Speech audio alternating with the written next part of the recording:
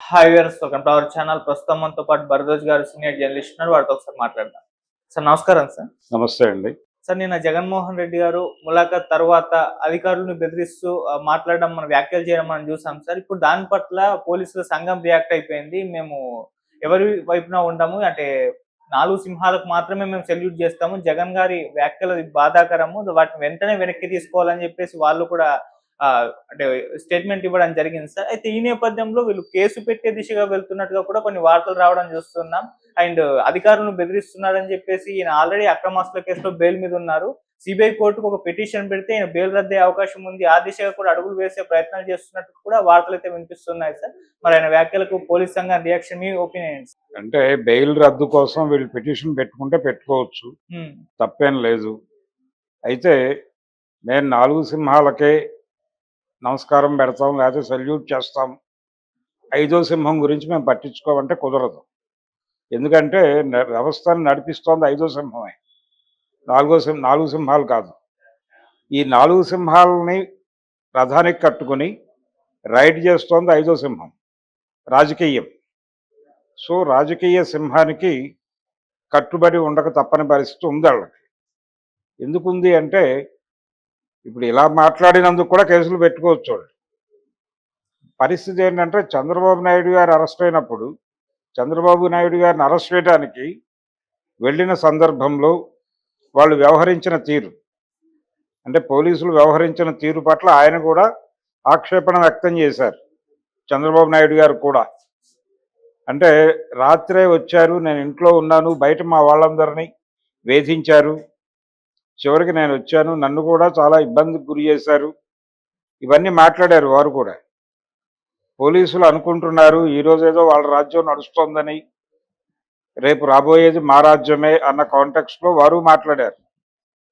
జగన్మోహన్ రెడ్డికి ఇది కొత్త స్టేట్మెంట్ ఏం కాదు. ఏది మేము అధికారంలోకి వస్తే అని ప్రశ్నించటం అనేది కొత్త సిద్ధాంతం కాదు, కొత్త స్టేట్మెంట్ అంతకంటే కాదు. అది గతంలో కూడా ఆయన ఒకసారి వైజాగ్ ఎయిర్పోర్ట్ వేదికగా ఇదే ప్రకటన చేస్తున్నాడు. కాబట్టి ఏమాత్రము కొత్తదనం లేదు. జగన్మోహన్ రెడ్డి గారు మారాల్సిన అవసరం అయితే ఉంది. మారి మిమ్మల్ని ప్రజలు గమనిస్తున్నారు అని స్పృహలో పెట్టుకోండి. ప్రజలకి కొంత పాత్ర ఇవ్వాల్సిన అవసరం ఉంది. ఈ 5వ సింహంగా రాజకీయం అంటున్నాం కానీ 5వ సింహం ప్రజలు. 5వ సింహం ప్రజలైతే ఎలా ఉంటుంది అనేది చూపించాలి వీళ్ళు. కానీ 5వ సింహం రాజకీయం అనే టెక్స్ట్లో మాట్లాడుతున్నారు.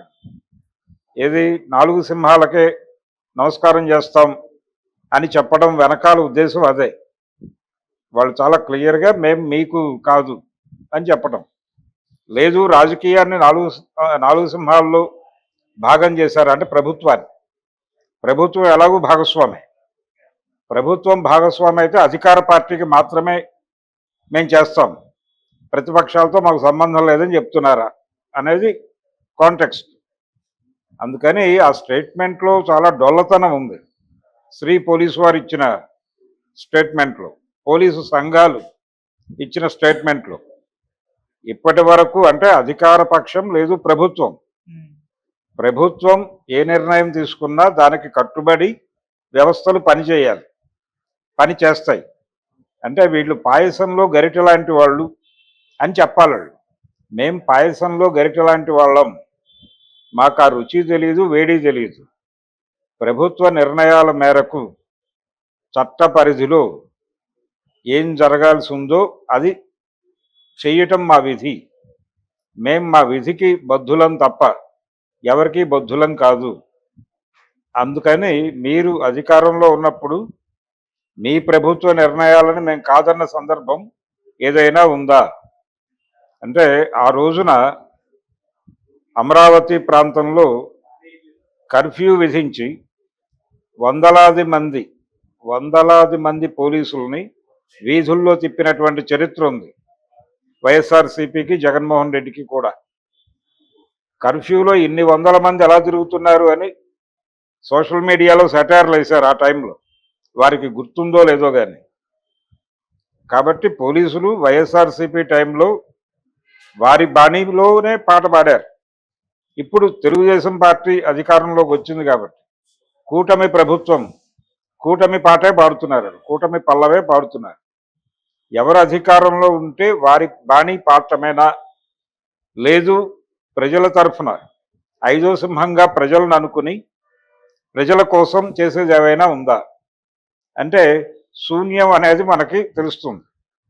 ప్రజలు ఎప్పుడైనా ప్రభుత్వ విధానాల మీద తిరగబడితే, ప్రభుత్వ విధానాలు తప్పని వీధుల్లోకి వస్తాయి, నిరసన తెలియజేసే ప్రయత్నం చేస్తే వాళ్ళ మీద లాఠీ చార్జీ చేసినటువంటి చరిత్ర ఉంది. వీరికి ఐదో సింహం మీద దాడి చేసినటువంటి చరిత్ర ఉంది. దానికోసం ఎక్కడికో వెళ్ళక్కర్లేదు.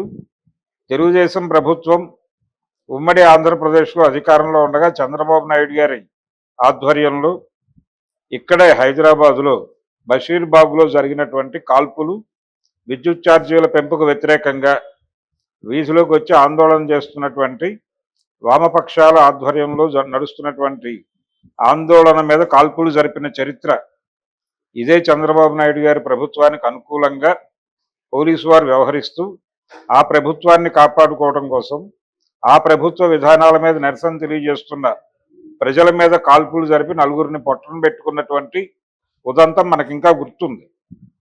ఇలాంటివి అనేకం, ఒకటి కాదు రెండు కాదు.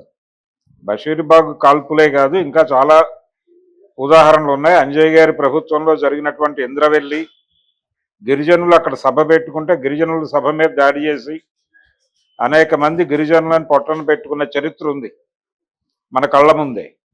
కాబట్టి ప్రభుత్వాలను ప్రజల నుంచి కాపాడటం కోసం ఈ రోజుకి పోలీసు వారు పనిచేస్తున్నారు. ప్రభుత్వంలో లేడు కాబట్టి జగన్మోహన్ రెడ్డి అనుకోకుండా ప్రజల్లో కలిసి వాళ్ళకి ఇబ్బంది కలిగిస్తున్నాడు తప్ప, రేపు పొద్దున ఆయన అధికారంలోకి వస్తే ఖచ్చితంగా ఆయన కూడా వీళ్ళతో సెల్యూట్ కొట్టించుకుంటాడు. అప్పుడు వారి కోసం కూడా, అప్పుడు ప్రజల్లో కలిసిపోయినటువంటి చంద్రబాబు మీద కూడా వ్యతిరేకంగా వ్యవహరించవచ్చు. ఇది జరుగుతున్నటువంటి విధానమే, దీనిలో పెద్ద తేడా ఏం లేదు. పోలీస్ సంఘాలు అరెస్ట్ అంటే జగన్మోహన్ రెడ్డిని అరెస్ట్ చేస్తారా లేదా అనేది డౌట్. ఇప్పుడు చేయవచ్చు, తప్పేం లేదు. అలాగని చెప్పి కోర్టుకి లేకపోతే సిబిఐ కోర్టుకి వాళ్ళు పిటిషన్ పెట్టుకోవచ్చు. పెట్టుకుంటే బాగుంటుంది. పిటిషన్ పెట్టుకుని జగన్మోహన్ రెడ్డి బెయిల్ క్యాన్సిల్ చేసి అరెస్ట్ చేయటం మంచిదే. ఆయన మీద ఉన్నటువంటి కేసులు సత్వరం తేలిపోతే, అంటే రిమాండ్లో ఉంటే కొంచెం వేగం పెరుగుతుంది. ఆ వేగం పెంచి కేసులు తేల్చేసి బయటకు పంపించేస్తే ఆయన కూడా రిలీఫ్ అయిపోతాడు కదా కేసుల నుంచి హ్యాపీగా. కాబట్టి ఇవన్నీ ఊరికినే, అంటే మేము గాయపడ్డాం అని చెప్పుకోవడానికి ప్రకటనలు తప్ప వీళ్ళేదో ఇమ్మీడియట్గా కోర్టులకు అప్రోచ్ అయ్యి జగన్మోహన్ రెడ్డిని లోపలేస్తారని నేనైతే అనుకోవడం లేదు. జగన్మోహన్ రెడ్డిని ఇప్పుడు అరెస్ట్ చేసే పరిస్థితి కూడా కాదు. వాళ్ళు క్యాడర్ నుంచి వస్తున్నటువంటి ఒక ప్రెజర్ ఉంది, మనం ఎందుకు ఉపేక్షించాలి వీళ్ళని అని. ఎందుకు ఉపేక్షించాలి, ఎందుకు ఉపేక్షిస్తున్నాం, వాళ్ళు ఇష్టం వచ్చినట్టు మాట్లాడారు కదా, మనం ఎందుకు చర్యలు తీసుకోవడం లేదు అని తెలుగుదేశం క్యాడర్ నుంచి వస్తున్నటువంటి ఒక డిమాండ్ మేరకు వాళ్ళని సంతృప్తిపరచడం కోసం కొన్ని అరెస్టులు జరుగుతాయి. ఈ అరెస్టుల పరంపరలో జగన్మోహన్ రెడ్డి ఉంటాడని నేను అనుకోవడం లేదు. ఒకవేళ జగన్మోహన్ రెడ్డి నిజంగానే భారతీయ జనతా పార్టీకో లేకపోతే ఎన్డీఏకో వ్యతిరేకంగా ఉంటే ఈ పాటికే ఆయన బెయిల్ క్యాన్సిల్ అయిపోయేది, లేకపోతే ఆయన కేసుల్లో ఇమ్మీడియట్గా విచారణ ప్రారంభించి వారిని ఏదో కేసులో ఆయన కమిట్ చేయించి లోపలేసేవాడు. అదేది జరగల. ఆయన హాయిగా బయట ఉన్నాడంటేనే వాళ్ళ ఆశీర్వాదం ఉందని. అంటే ఎన్డీఏ ఆశీర్వాదాన్ని ప్రతిఘటించే సమర్థత పోలీస్ సంఘాలకు ఉందని నేను అనుకోవడం.